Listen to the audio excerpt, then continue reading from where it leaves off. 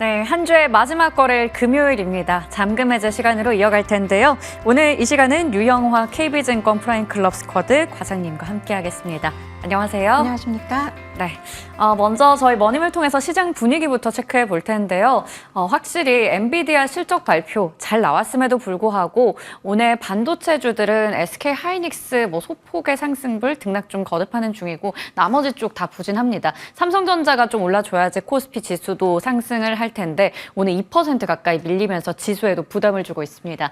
2차 전지 관련주 내에서도 엔캠만 또 2% 넘게 올라가고요. 나머지 다 좀 부진한 모습 나타내고 있죠. 그리고 헬스케어 쪽에서는 HLB, 리가캠바이오, 파마리서치 등등 올라가는 모습 보여줍니다.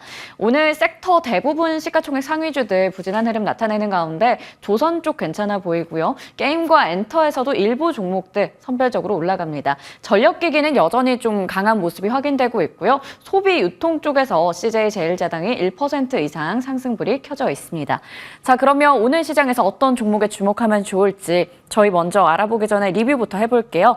아모레퍼시픽 주셨었는데요. 이 종목이 어제장에서 신고가를 또 기록하기도 했습니다. 확실히 화장품 관련주들에 대해서 기대감이 계속 살아있는 것 같은데 어떻게 보시는지 궁금해요. 그때 제가 잠금 해제할 때 노래를 해주셔가지고 감량갱이에요. 네.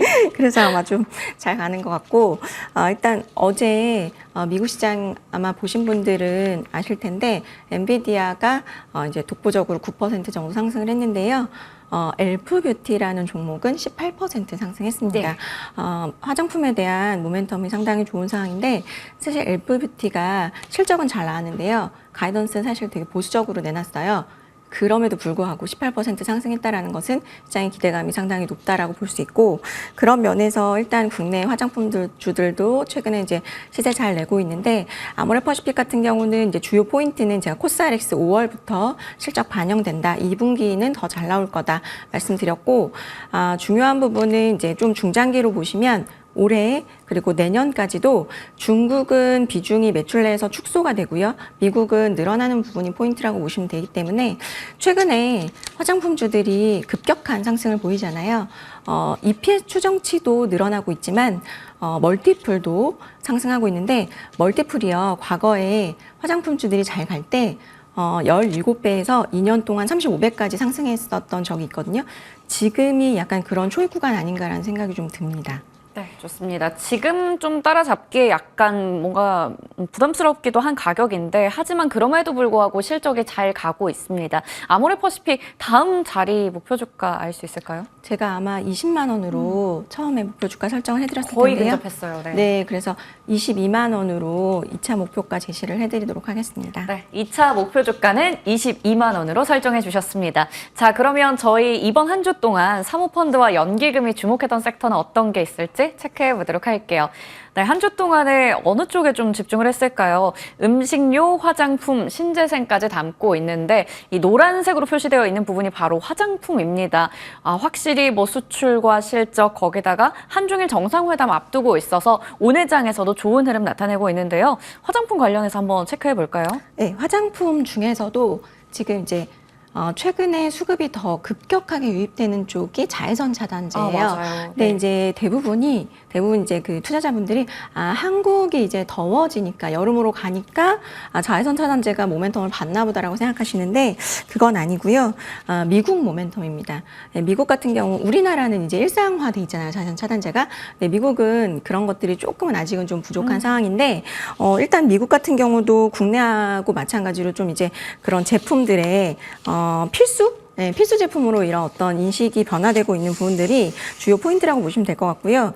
지금 미국 선케어 시장 규모도 계속해서 성장하고 있는데 미국 같은 경우는 이제 고가 브랜드 중심으로 시장이 형성돼 있었는데 이 시장을 지금 인디 브랜드들이 선케어 시장에 지금 진출을 하기 때문에 이제 선케어 ODM 하는 인그루드랩 같은 기업들이 이제 수혜를 받을 수 있을 것 같고요. 그리고 우리나라 같은 경우는 이제 선케어의 제품 원료하고 있는 선진 뷰티 사이언스라든지 AS텍 같은 경우가 이제 주목을 받는데 AS텍 같은 경우는 이제 다음 주 5월 28일 날도 오버행 이슈 좀 출회되는 부분이 있기 때문에 그때를 오히려 또 약간 조정을 받는다면 기회로 삼아 보시면 좋을 것 같고요.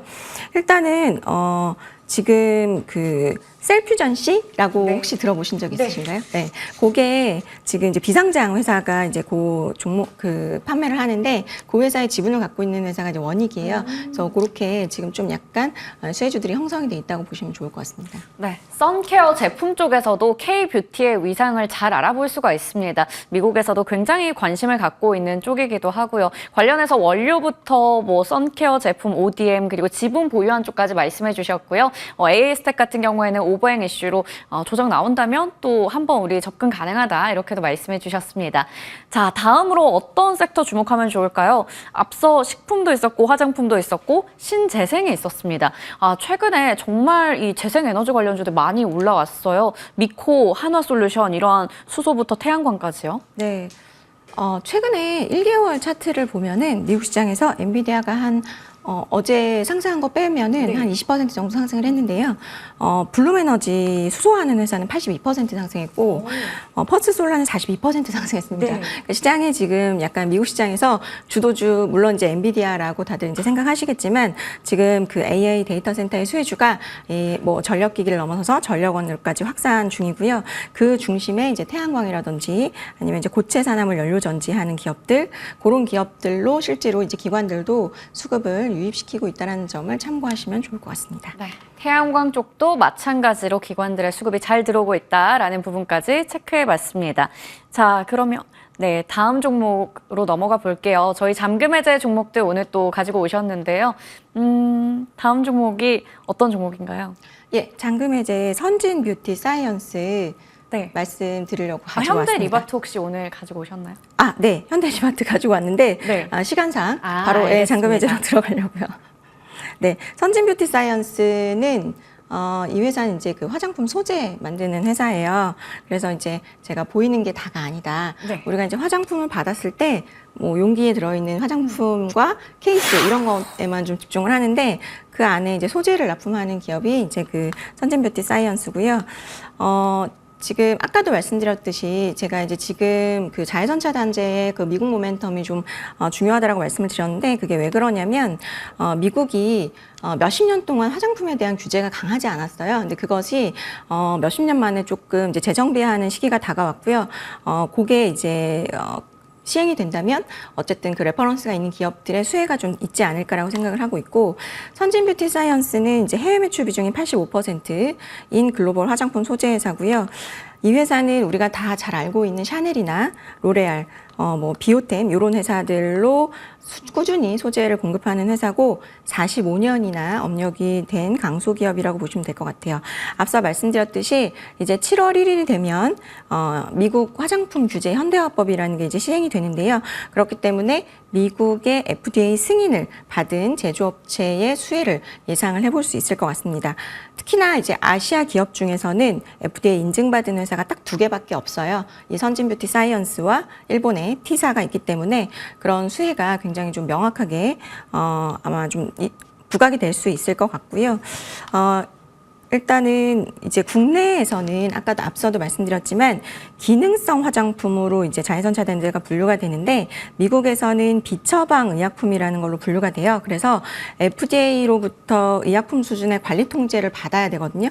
근데 이거 통과되는 게 굉장히 까다롭고 2년이나 걸려요. 그렇기 때문에 지금 이걸 진입을 한다고 해도 바로 이 시장에 진입할 수가 없어서 나름의 이런 어떤 규제라든지 그런 부분들이 해자로 좀 보시면 좋을 것 같습니다. 네, 좋습니다. 저희 앞서 연기금 사모펀드가 주목하고 있는 섹터에서도 선케어 쪽 볼 수 있었는데 관련해서 선진 뷰티 사이언스 확인해 봤어요. 첫 번째가 아까 뭐 법 관련해서 우리가 시행이 된다면 수혜주로 볼 수 있다라는 거였고요. 두 번째 포인트 넘겨보도록 할게요. 중국과 미국 쪽에서 이제 또 모멘텀이 있더라고요. 일단은 그 핵심은 뭐 북미 지역 내 선케어 성장에 대한 수혜인데요. 앞서 뭐 말씀을 드렸으니까 이제 조금 생략을 하고 일단은 그 미국 이외에도 저는 개인적으로 중국 쪽 이 회사가 되게 이제 판매를 잘하고 있는데 최근에 중국의 로컬 브랜드들이 많이 지금 올라와 있고 그 중국에 소비하면은 애국 소비를 빼놓을 수 없잖아요. 근데 그 로컬 브랜드 10개사로 일단 그 소재를 또 지금 납품을 하고 있는 상황이기 때문에 중국 그리고 미국 쪽 모두 이제 그 화장품 쪽이 성장하는 데 있어서의 동시 수혜가 있다라고 보시면 될 것 같고요. 일단은 그 마진이 좋아야 되는데 최근에 이제 스마트 팩토리를 본격 가동하기 시작했습니다. 그래서 작년보다는 올해 마진율 개선이 또 뚜렷하게 나올 수 있을 것 같고요. 그래서 올해는 뭐 기대를 하고 있긴 하지만 영업이익은 135억 정도 기대가 되는 상황이라서 만약에 이 정도가 나온다면 지금 시총이 1,600억이니까 아까 말씀드렸듯이 이 화장품의 리레이팅 국면이라면 최소 20배만 받는다 하더라도 아마 시총이 지금 좀 싸네라고 생각하실 거예요. 그래서 그런 부분들이 시장에서 아까도 말씀드렸지만 안 보이기 때문에 부각이 되지 않았다가 최근 들어서 이제 부각이 된다라고 보시면 좋을 것 같습니다. 네. 실적에 대한 부분까지 우리 기대해 볼 수가 있을 것 같습니다. 이제 가격 전략도 좀 궁금해지는데요. 사실 이번 주만 들어서 벌써 30% 넘게 올랐고 5월 들어서는 50% 정도 상승률 가져갑니다. 얼마나 더 갈 수 있을까요? 네, 일단 목표가는 17,000원 1차 목표가 제시해드리고요. 손절가는 11,000원 제시해드리도록 하겠습니다. 선진 뷰티 사이언스 목표 주가는 17,000원, 손절가 11,000원 제시해 주셨습니다. 다음 종목으로 넘어가 볼게요. 카페24. 이익이 나기 시작했다. 정말 오랜만에 듣는 종목이기도 하거든요. 하반기에 턴어라운드 가능한지 궁금합니다. 첫 번째 투자 포인트 열어보도록 할게요. 1분기 실적, 이제 좀 괜찮아지는 건가요? 네, 괜찮아졌어요. 일단 아마 유튜브랑 협업한다라는 소식에 주가가 굉장히 많이 상승했다가 주가가 이제 급락을 거듭했고 최근 들어서 이제 약간 회복하고 있는 상황이거든요. 그렇기 때문에 일단은 밸류에이션 낮아졌고 그 다음에 본업이 좀 턴어라운드 하고 있고요. 그리고 이제 중장기적으로는 유튜브 쇼핑의 성장을 본다면 주가는 저는 좀 긍정적일 수 있을 것 같고 주목할 부분은 1분기 실적이 발표되고 나서 기관의 수급이 급격하게 유입되고 있다는 점에 주목을 해보시면 좋을 것 같아요. 그러니까 이 종목의 1분기 실적에서 기관은 굉장히 유의미한 무언가를 봤다라는 건데 카페24가 우리가 이제 모르는 동안 굉장히 뼈를 깎는 구조조정을 했습니다. 5개 회사의 해외법인을 정리를 했고요. 그 다음에 본사 인력 재배치하면서 고정비 절감에 굉장히 집중했는데 그것이 1분기 실적에 묻어 나왔다라는 게 핵심이고요. 22억 원 흑자 전환했고 비용 효율화가 핵심으로 작용을 한 것 같습니다. 그래서 올해 전체 1분기 실적 나오고 나서 증권사들이 커버하는 기업들은 이제 컨센을 일제히 상향을 했고요. 올해 이제 영업이익 추정치가 기존에 128억이었는데 이게 200억으로 60% 상향됐어요. 그런데 제가 볼 때는 200억으로 일단은 1분기 실적 나오고 상향됐지만 2분기 나오고 또 유튜브 쇼핑 이 데이터를 사실 이 회사가 밝히고 있질 않아요. 근데 어쨌든 이런 부분들이 사실 눈에 띄게 많이 늘어나고 있다는 부분에 있어서 아마도 컨센 상향될 부분은 저는 여전히 남아있다고 생각하고 주목할 부분은 인건비를 그냥 줄인 게 아니고 AI 기술을 활용해서 적용을 해가지고 생산성을 높였다라는 부분이 시장에서 또 주목을 하는 부분인 것 같습니다. 네, 이번에 실적 보니까 확실히 이제 흑자로 돌아서면서 좋은 모습 보여줍니다. 그러다 보니까 주가도 그동안 정말 많이 밀렸었는데 바닥 찍고 이제 조금씩 올라오고 있어요. 그런 부분들에서 실적 체크에 맞고 앞서 유튜브 쇼핑 쪽도 언급을 해주셨습니다. 뭐 유튜브 보다 보면 자연스럽게 또 우리가 광고 겸해서 사이트 눌러서 구매까지 이어지더라고요. 제가 좋아하는 유튜브 몇 분이 계신데 네. 그 밑에 굿즈 같은 것들을 막 맞아요. 팔더라고요. 네. 저도 눌러보고 네. 살까 말까 고민까지 한 적이 많거든요. 근데 이제 그 부분이 구글과 굉장히 이제 사업 활발하게 하고 있고 구글도 어쨌든 이 부분에 있어서 굉장히 좀 적극적으로 이제 수익화를 하려고 노력을 하고 있고요. 다만 이제 아쉬운 것은 회사가 유튜브 관련 데이터를 공개하고 있진 않아요. 근데 제가 볼 때는 꾸준히 늘어나고 있는 상황인 것 같고요. 일단은 카페24 쇼핑몰 거래액이라고 하는 게 지금 올해가 12조 원 정도 넘을 것 같거든요.